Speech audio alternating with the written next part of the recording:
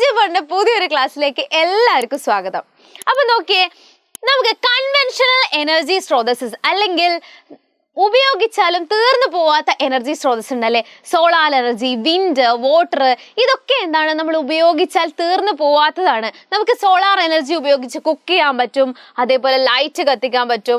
നമുക്ക് ഈ ഒരു പാനൽ ഉപയോഗിച്ച് വൈദ്യുതി ആക്കി കൺവേർട്ട് ചെയ്ത് പല രീതിയിൽ ഉപയോഗിച്ചൂടെ, solar water heater.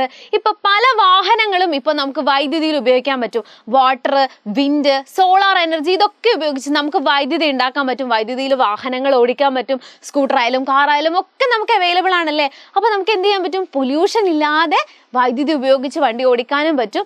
Non conventional ആയിട്ടുള്ള, പുതുക്കാൻ കഴിയാത്ത ഈ പെട്രോള്, ഡീസൽ പോലുള്ള എനർജീസ് എന്ത് ചെയ്യാൻ പറ്റും, നമുക്ക് സേവ് ചെയ്യാനും പറ്റും അല്ലേ.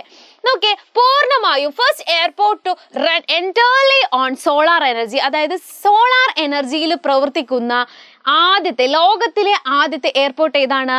Yes, Cochin international എയർപോർട്ടാണ്.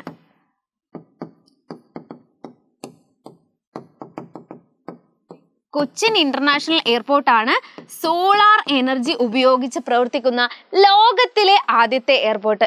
ഓക്കെ, ഇതാണ് നമ്മുടെ കൊച്ചിൻ ഇന്റർനാഷണൽ എയർപോർട്ട്. മിസ്സിന്റെ ക്വസ്റ്റ്യൻ ഒക്കെ എൻ്റെ മക്കൾ എന്ത് ചെയ്യണം, താഴെ കമന്റ് ബോക്സിൽ ആൻസർ ചെയ്യണം. ഓക്കെ, നോക്കിയേ, Kerala electricity generated from wind, അതായത് കേരളത്തിൽ ഇലക്ട്രിസിറ്റി വിൻഡിൽ നിന്നും, കാറ്റിൽ നിന്നും ഇലക്ട്രിസിറ്റി ഉണ്ടാക്കുന്ന എവിടെയൊക്കെയാണ് ഉണ്ടാക്കുന്നതെന്ന് അറിയാം എൻ്റെ മക്കൾക്ക്. രാമക്കൽമേട്, കഞ്ചിക്കോട്, അട്ടപ്പാടി, ഇവിടെയൊക്കെ എന്താണ്, കാറ്റിൽ നിന്നും വൈദ്യുതി ഉണ്ടാക്കുന്നുണ്ട് അല്ലേ. ഓക്കെ, നോക്കിയേ, ഈ നോൺ കൺവെൻഷണൽ എനർജി അല്ലെങ്കിൽ പുതുക്കാൻ കഴിയാത്ത പാരമ്പര്യ ഊർജ്ജ സ്രോതസ്സിന് ഉദാഹരണം ചോദിച്ചു കഴിഞ്ഞാൽ എൻ്റെ മക്കൾ മറന്നു പോകരുത്. അതായത് ഈ കാറ്റ്, സോളാർ എനർജി, വാട്ടർ, ഇതൊക്കെ എന്താണ്, നോൺ കൺവെൻഷണൽ ആണ്. അപ്പൊ കൺവെൻഷണൽ എനർജി ഏതൊക്കെയാണ്? കൽക്കരി, അതായത് കോള്, പെട്രോള്, ഡീസൽ, ഈ ക്രൂഡ് ഓയിൽ നിന്നും വേർതിരിച്ചെടുക്കുന്നതൊക്കെ എന്താണ്, കൺവെൻഷണൽ എനർജി സ്രോതസ്സിന് ഉദാഹരണമാണ്.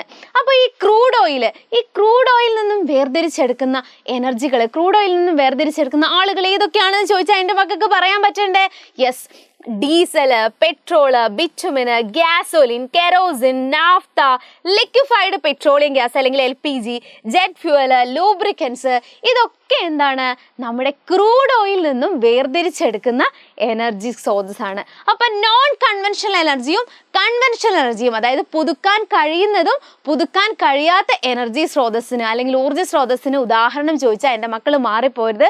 നോൺ കൺവെൻഷണൽ ഏതൊക്കെയാണ്? പെട്രോള്, ഡീസൽ, കോള്, കെറോസിൻ, ഇതൊക്കെ എന്താണ്, നോൺ കൺവെൻഷണലാണ്. Solar energy, electricity from wind, water, biogas, ഇതൊക്കെ എന്താണ്, റിന്യൂവബിൾ ആയിട്ടുള്ള, പുതുക്കാൻ കഴിയുന്ന ഊർജ്ജ സ്രോതസ്സിന് ഉദാഹരണമാണ്. അപ്പൊ നോക്കിയേ, വൈദ്യുതി ഉണ്ടാക്കുന്നത്, അതായത് ജലത്തിൽ നിന്നും വൈദ്യുതി ഉണ്ടാക്കുന്നുണ്ട്, അതേപോലെ സൗരോർജ്ജത്തിൽ നിന്നും, വാട്ടറിൽ നിന്നും ഒക്കെ നമ്മൾ വൈദ്യുതി ഉണ്ടാക്കുന്നുണ്ട് അല്ലേ. ഇനി ഈ ബയോഗ്യാസിനെ കുറിച്ച് നമ്മൾ പറഞ്ഞു. ഈ ബയോഗ്യാസ് പ്ലാന്റുകളുടെ ഗുണങ്ങൾ എന്തൊക്കെയാണ്? ഒരുപാട് ഗുണങ്ങൾ ബയോഗ്യാസ് പ്ലാന്റിനുണ്ട്.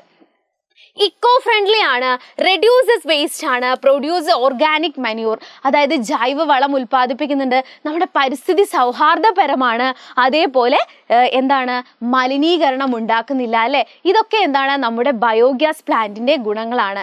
അത് ക്വസ്റ്റ്യൻ ചോദിച്ചു കഴിഞ്ഞാൽ എൻ്റെ മക്കൾക്ക് എന്ത് ചെയ്യാൻ പറ്റണം, പറയാൻ പറ്റണം. ഈ ഫോസിൽ ഇന്ധനങ്ങൾക്ക് ഒരുപാട് ലിമിറ്റേഷൻസ് ഉണ്ട്, പരിമിതികളുണ്ട്. എന്തൊക്കെയാണ് ഫോസിൽ ഫ്യൂവൽസിന്റെ limitations?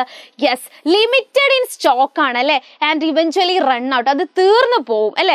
Yes, cause pollution when burned, അതായത് അത് കത്തുമ്പോൾ എന്ത് ചെയ്യും, പൊല്യൂഷന് കാരണമാകുന്നുണ്ട്.